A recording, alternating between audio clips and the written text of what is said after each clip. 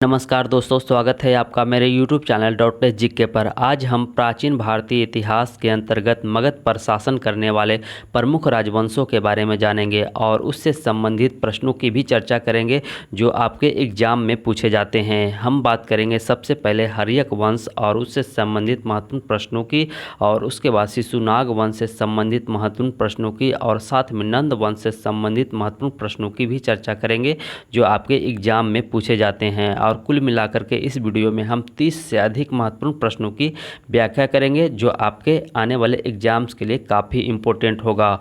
और आपको ये भी बता दें कि थंबनेल में जो प्रश्न दिए गए हैं उसका भी आपको जवाब इसी वीडियो में मिलेगा। और जैसा कि आप मुझे जानते हैं, मैं हूं अजय कुमार, और अगर आपने अभी तक मेरे चैनल को सब्सक्राइब नहीं किया तो जल्दी से चैनल को सब्सक्राइब कर ले और साथ में बेल नोटिफिकेशन के बटन को भी ऑन कर दे, क्योंकि यह वीडियो काफ़ी इंटरेस्टिंग होने वाला है। चलिए हम प्रश्न की बात कर लेते हैं। आपका पहला प्रश्न है, कह रहा है कि मगध पर हर्यक वंश की स्थापना कब की गई थी? तो इसका राइट आंसर होगा 544 ईसा पूर्व में जो है मगध पर हर्यक वंश की स्थापना की गई थी।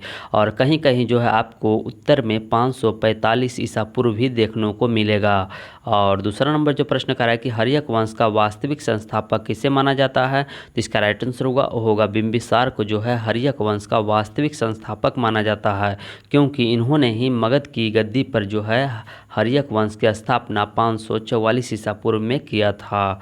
और तीसरा नंबर जो प्रश्न कर रहा है कि मगध की गद्दी पर बिंबिसार ने कितने वर्षों तक शासन किया था? तो इसका राइट आंसर होगा करीब 52 वर्षों तक इन्होंने शासन किया था। यानी कह सकते हैं कि 544 ईसा पूर्व से लेकर के 493 ईसा पूर्व तक जो है इन्होंने मगध की गद्दी पर शासन किया था। और उसके बाद आपका जो चौथा प्रश्न है, कह रहा है कि मगध के शासक बिंबिसार की प्रारंभिक राजधानी कहाँ थी? तो इसका राइट आंसर होगा गिरिवज्र या राजगिरी जो है इसकी प्रारंभिक राजधानी थी। और राजगिरी को जो है वर्तमान में राजगीर के नाम से भी जाना जाता है। और राजगीर जो है बिहार राज्य का एक बहुत ही प्रसिद्ध नगर है, यानी नगर कहने का मतलब प्रसिद्ध शहर है आपका। और पाँचवा नंबर जो प्रश्न कर रहा है कि बिंबिसार ने अपने साम्राज्य के विस्तार के लिए कौन सी नीति अपनाई थी? तो इसका राइट आंसर होगा पड़ोसी राज्यों से जो है वैवाहिक संबंध को स्थापित करके यानी स्थापित की नीति अपनाई थी। और इसके तहत इन्होंने सबसे पहले प्रसेनजीत की बहन महाकोशला से जो है विवाह किया था। और उसके बाद वैशाली नरेश चेटक की बेटी यानी राजकुमारी कह सकते हैं चेलना के साथ भी विवाह किया था। और उसके बाद पंजाब के शासक यानी कह सकते हैं पंजाब की राजकुमारी क्षेमा भद्रा से भी इन्होंने वैवाहिक संबंध को स्थापित किया था।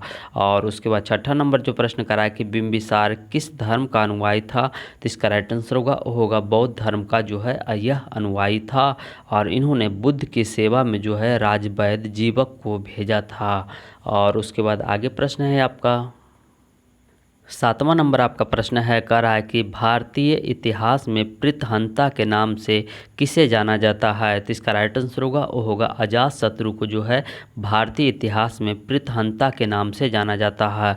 और इन्होंने 493 ईसा पूर्व में जो है पिता बिंबिसार की हत्या करके जो है मगध की गद्दी पर बैठा था। और आठवां नंबर जो प्रश्न करा है कि अजातशत्रु को किस उपनाम से जाना जाता है? तो इसका राइट आंसर होगा कुनिक के नाम से भी इन्हें जाना जाता है। और इन्होंने 32 वर्षों तक जो है मगध पर शासन किया था।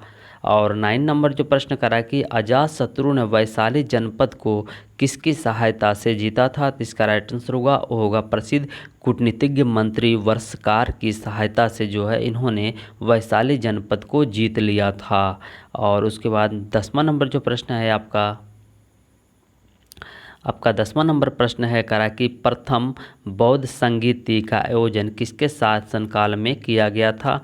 तो इसका राइट आंसर होगा 483 ईसा पूर्व में अजातशत्रु के शासनकाल में जो है प्रथम बौद्ध संगीति का आयोजन किया गया था। और 11वां नंबर जो प्रश्न करा है कि अजातशत्रु ने किन नए हथियारों का प्रयोग सर्वप्रथम किया था? तो इसका राइट आंसर होगा रथ मूसल और महाशिला कंटक का प्रयोग इन्होंने सबसे पहले किया था। आपको ये भी बता दें कि बाहुबली पिक्चर में जो है भल्लाल देव के द्वारा जो रथ का उपयोग किया गया उसे ही रथ मूसल कहा जाता है। और 12वां नंबर जो प्रश्न है कह रहा कि बिंबिसार ने कहाँ की नर्तकी पर मोहित होकर के उससे विवाह कर लिया था। तो इसका राइट आंसर होगा वैशाली की नर्तकी आम्रपाली पर जो है इन्होंने मोहित होकर के उससे विवाह कर लिया था और कालांतर में जो है उन्हें जीवक नामक एक पुत्र की प्राप्ति हुई जो आगे चल के राजवैद्य बना था। और इसी को जो है महात्मा बुद्ध की सेवा में जो है भेजा था किसने, तो बिंबिसार ने। आपको यही बता दें कि आम्रपाली को जो है नगर बधू भी कहा जाता है। और उसके बाद आगे आपका प्रश्न है 13वां नंबर आपका प्रश्न है कह रहा है कि किसके शासनकाल में महात्मा बुद्ध को जो है महापरिनिर्वाण की प्राप्ति हुई थी। तो इसका राइट आंसर होगा 483 ईसा पूर्व में अजातशत्रु के शासनकाल में जो है महात्मा बुद्ध को महापरिनिर्वाण की प्राप्ति हुई थी। और 14वां नंबर जो प्रश्न करा है कि पाटलीग्राम नगर के संस्थापक उदयन किसका पुत्र था। तो इसका राइट आंसर होगा अजातशत्रु का। और 15वां नंबर जो प्रश्न करा है कि मगध का शासक उदयन किस धर्म का अनुयायी था। तो इसका राइट आंसर होगा जैन धर्म का अनुयायी था और इन्होंने 33 वर्षों तक जो है मगध पर शासन किया था। और उसके बाद आगे प्रश्न है आपका 16 नंबर आपका प्रश्न है कह रहा है कि किस शासक ने राजगृह से अपनी राजधानी स्थानांतरित कर पाटलीग्राम ले गया था। तो इसका राइट आंसर होगा उदयन ने। और इन्होंने ही पाटलीग्राम की स्थापना गंगा और सोन नदी के संगम पर किया था। और 17वां नंबर जो प्रश्न करा है कि हर्यक वंश का अंतिम शासक कौन था। तो इसका राइट आंसर होगा उदयन का पुत्र नागदशक जो है हर्यक वंश का अंतिम शासक था। अगर आपको वीडियो अच्छा लग रहा होगा तो चैनल को ज़रूर सब्सक्राइब करें और साथ में वीडियो को लाइक भी कर दें। और चलिए हम 18वां नंबर प्रश्न की बात करते हैं। 412 ईसा पूर्व में जो है किसने मगध पर शिशुनाग वंश की स्थापना किया था। तो इसका राइट आंसर होगा नागदशक को अपदस्थ कर शिशुनाग ने मगध पर जो है शिशुनाग वंश की स्थापना किया था। और नागदशक जो था वो हर्यक वंश का अंतिम शासक था। और उसके बाद आगे चलते हैं प्रश्न में 19वां नंबर आपका प्रश्न है कह रहा है कि शिशुनाग वंश के संस्थापक शिशुनाग ने अपनी राजधानी कहाँ स्थापित किया था। तो इसका राइट आंसर होगा वैशाली में। और 20वां नंबर जो प्रश्न करा कि शिशुनाग का उत्तराधिकारी कौन था। तो इसका राइट आंसर होगा कालाशोक और इन्होंने 394 ईसा पूर्व में जो है मगध की गद्दी पर बैठा था।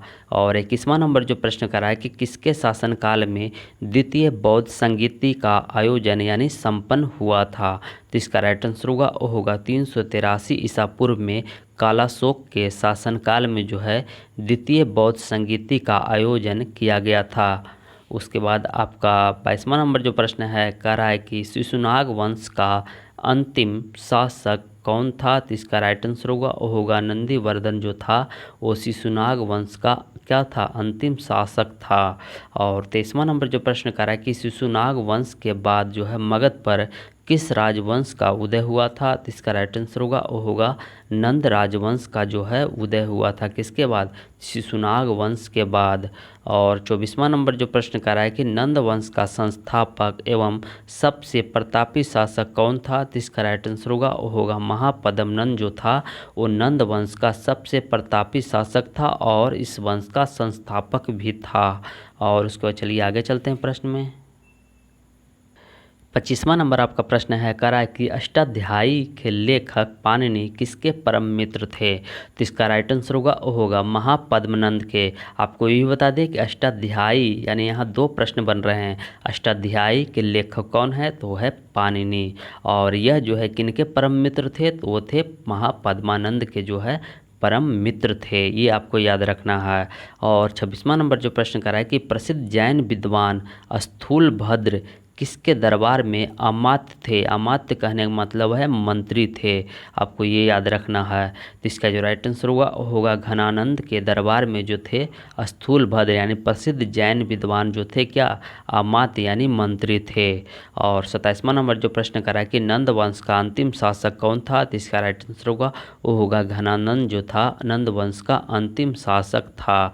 और उसके बाद आगे चलते हैं प्रश्न में 28वां नंबर आपका प्रश्न है कह रहा है कि नंद वंश के शासक घनानंद किसके समकालीन थे। तो इसका राइट आंसर होगा वो होगा यूनानी आक्रमणकारी सिकंदर महान का जो है समकालीन कौन था, तो वो था आपका नंद वंश के शासक घनानंद। और 29वां नंबर जो प्रश्न कर रहा है कि किसके शासनकाल में सिकंदर महान ने पश्चिमोत्तर भारत पर जो है आक्रमण किया था।